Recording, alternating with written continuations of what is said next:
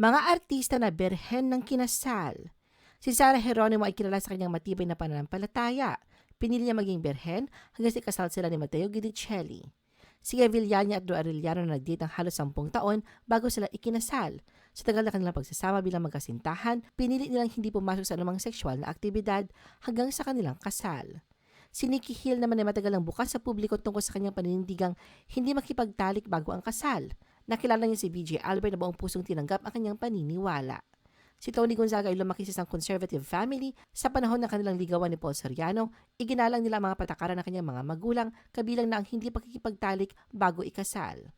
Si Ian Constantino ay birhen bago ang kanilang kasal ni Victor Asuncion.